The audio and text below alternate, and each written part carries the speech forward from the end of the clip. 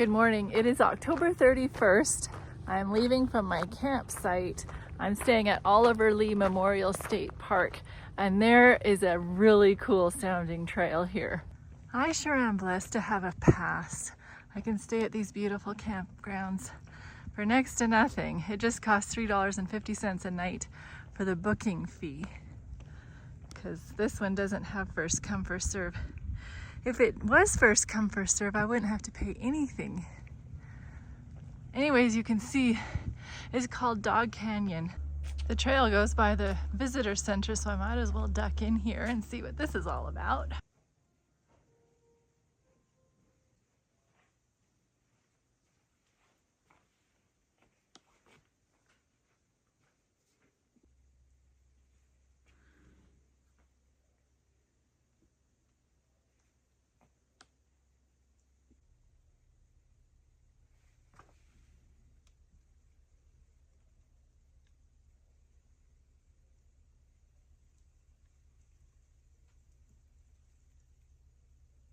Well, that was really interesting. That Oliver Lee guy is a rascal. He's kind of an outlaw guy, but he was a major cattle rancher. Well, maybe another time I'll do the nature trail, but I want to do the Dog Canyon trail. So let's get going. It rises 3,100 feet and 5.5 miles. And it says to allow 8 to 10 hours for the round trip. So I don't think I'll be doing the whole trail today, because the days are short. Steep right off the bat and pretty loose rock.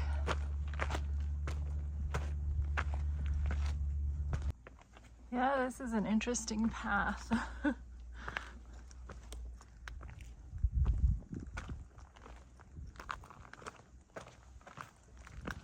You wouldn't want to come in here without good grips.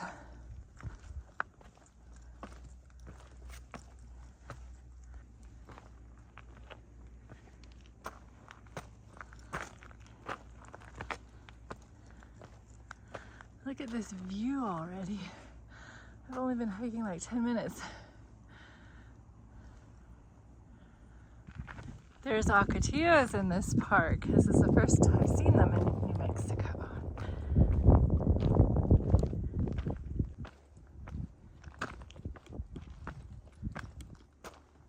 As you hopefully will recall, David is in hiding from Saul, living with the Philistines, Israel's arch enemy. Well, the Philistines decide to go to war against Israel, and the Philistine king Achish said to David, "You assuredly know that you will go to battle with me, you and your men." Now, David was in a real pickle, so he ambiguously answers, "Surely you know what your servant can do." So the king said, "I will make you one of my chief guardians forever." How ironic that David served as a commander in Saul's army, and now he is told to be the personal bodyguard of Saul's enemy, Achish.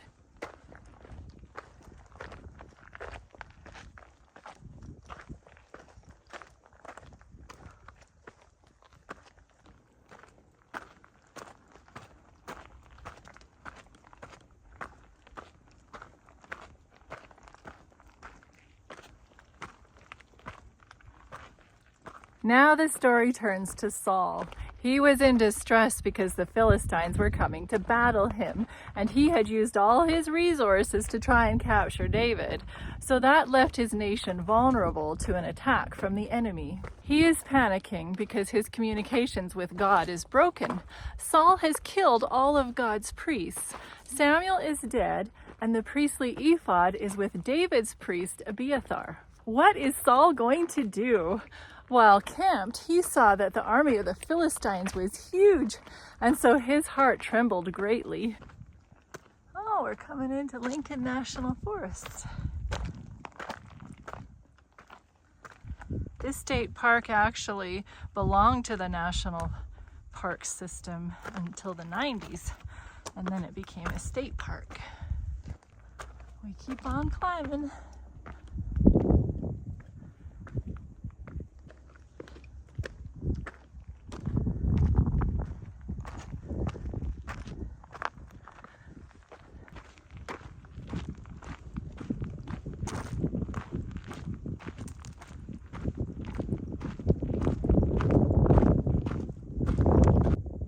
That's crazy. I've only done half a mile.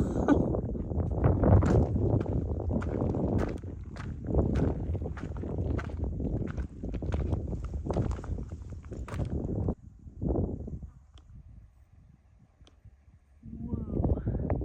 That is my first tarantula I've ever seen.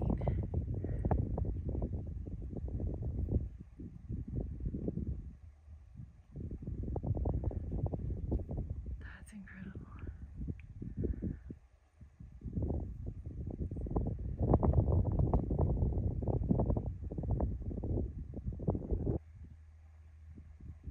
Wow.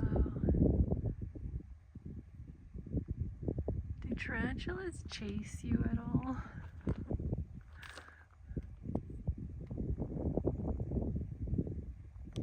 I got by him. But man, they're huge. Didn't know they were that huge. That was really neat. He was right in my path.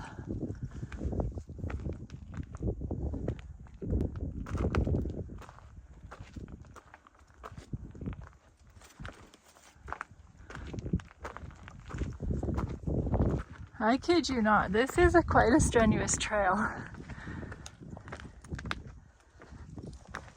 Okay, looks like we've reached a little plateau. Yes. So Saul went to the lowest of low depths one can go. He had his servants find him a woman who was a medium, which is totally incongruous because he was the guy who did away with all the spiritists and witchcraft in the land. Surprisingly, his servants knew of a lady that was left and living in Endor. This was approximately 10 kilometers from where he was at. Easy going now. So Saul disguised himself and went at night to this woman and said to her, "Please conduct a seance for me and bring up the one that I shall name to you." The woman was leery and said, "Is this a trap? You know Saul did away with all of us people. Do you want me to die?" Saul swore to her and said, "As the Lord lives, no punishment shall come upon you for this thing." So the woman said, "Who shall I bring up?" And Saul said, "Bring up Samuel for me." When the woman saw Samuel, she cried with a loud voice and said to Saul, "Why have you deceived me? For you are Saul." The king answered, "Do not be afraid. What do you see?" And the woman answered, "I saw a spirit ascending out of the earth." So he said, "What is his form?" And she said, "I see an old man coming up, and he is covered with a mantle." So Saul perceived that it was Samuel.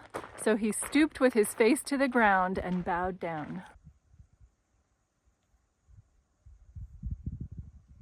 Now Samuel said to Saul, "Why have you disturbed me by bringing me up?"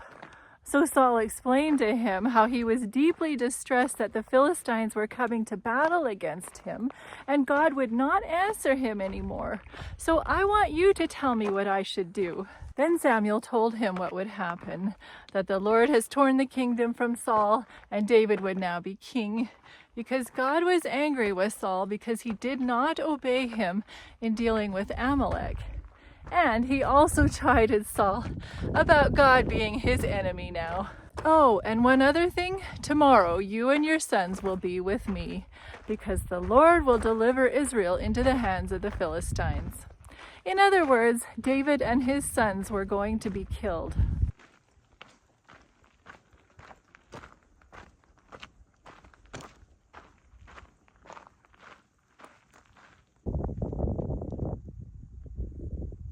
Immediately Saul fell full length on the ground and was dreadfully afraid, and he had no more strength in him because he had not eaten all day or all night.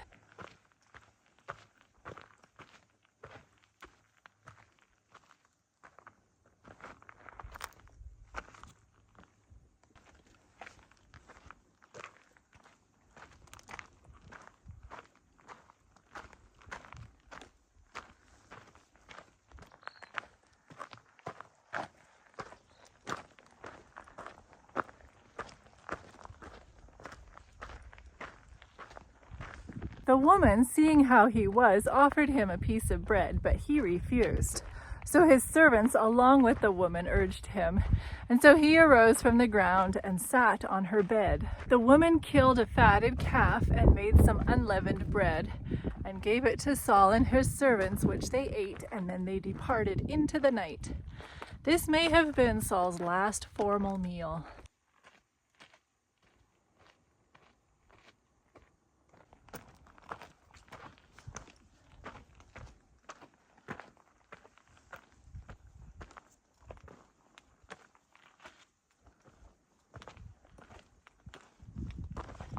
So let's talk through this story.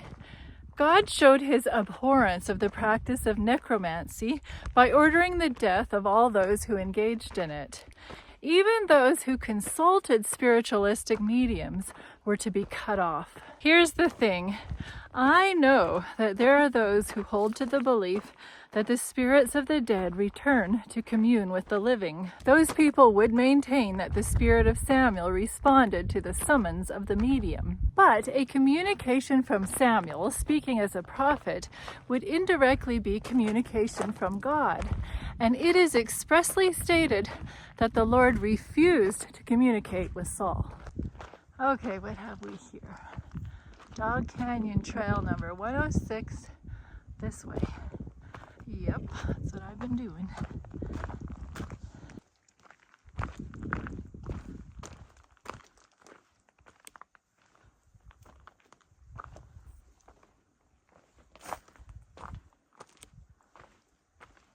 Saul was slain because he asked counsel of one that was a medium and inquired of it, and not inquired of the Lord. The teaching that the spirits of the dead return to communicate with the living is based upon the belief that the spirit of man exists in a conscious state after death, that indeed the spirit is the real man.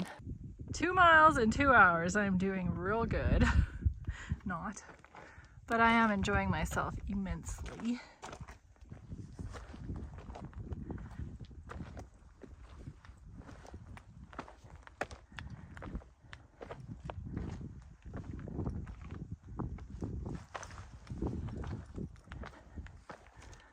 The air is thin up here, I will say.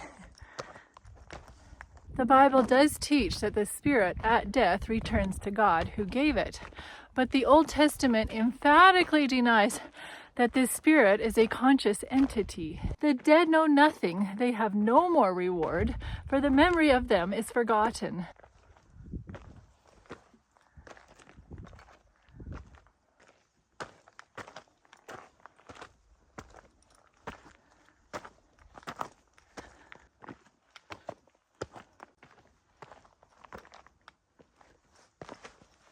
The New Testament teaches this same doctrine.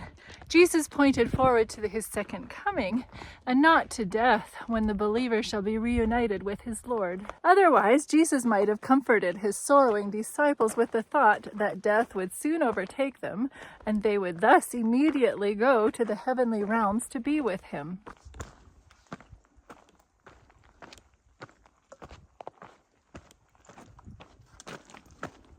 I've reached another plateau, thankfully. Serious climbing on this trail.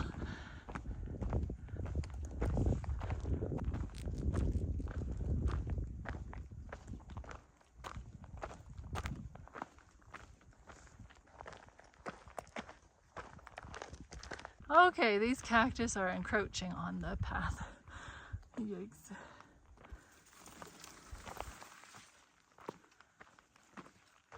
These choyas, I love them, but I don't want to get too close to them. 2.5 miles, I tell you. Anyway, it's been gorgeous.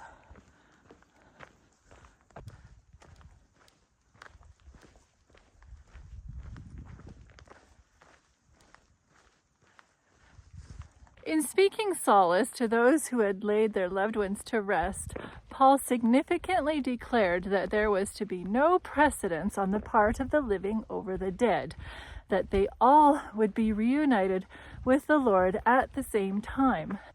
There's kind of an erratic. Cruising now. This is lovely.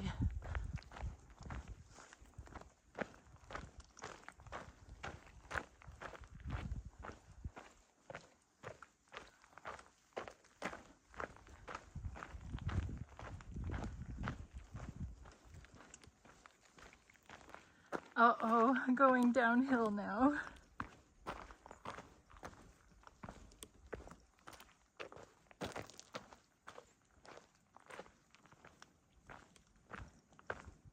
Oh, there's the cabin. That's what Oliver Lee built that.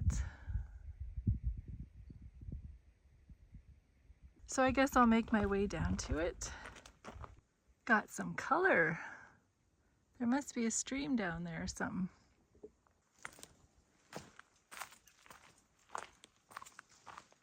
You can tell that there should be water down here, but not today. Oh, never mind, there is. Ha! I am so smart. Of course you're going to build your cabin by a stream. Yeah, this is really special surroundings. Kids would have fun. I guess this Oliver Lee guy had 9 kids.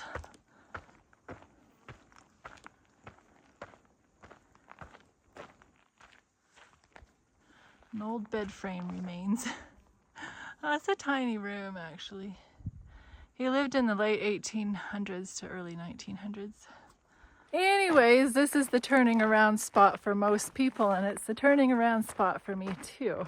This trail goes on indefinitely. The lady at the visitor center said you could hike to Cloudcroft on here, and that's like 30 miles away. So that would be fun if I had somebody to pick me up at the other end. But anyways, going back is going to be a breeze now. Pretty sure that's the White Sand National Park you can see in the distance. And it's all downhill from here, pretty much.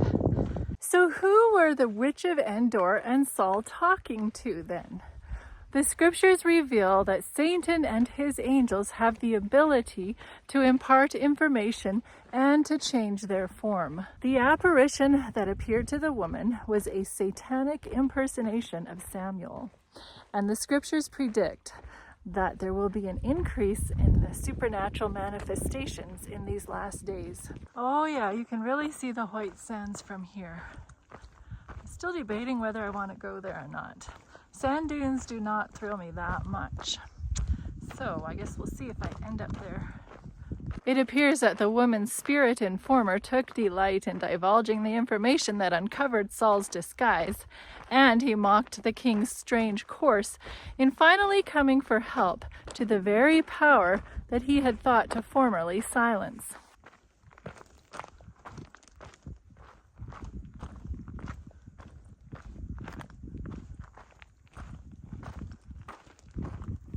If you are still not a believer in what I say, here's the nail in the coffin.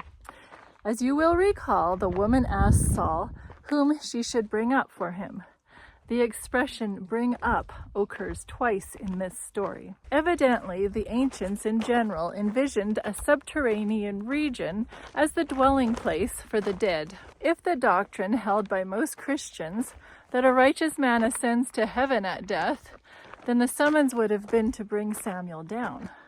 And the impersonator of Samuel would have said, "Why have you brought me down?" This one point in the record is sufficient in itself to rule out this narrative as proof in behalf of the doctrine of the conscious state of the righteous dead. They know nothing. Sure wish I could fly down to my campsite right now. Wonder if we'll see my tarantula friend again. The healing hiker rating for this Dog Canyon trail is a 4 out of 5. It took me 5 hours to go 6.5 miles. So that tells you how steep it was. And I also took lots of rest, I think, because of the altitude. Coming down, my legs are definitely wobbly. Definitely not a speed record for me. But wow, just really epic. I'm so glad I went on it. And I didn't see another soul around. And you know, when I say soul, I don't mean some spirit floating around of a dead person. I mean another live person. Soul just means person.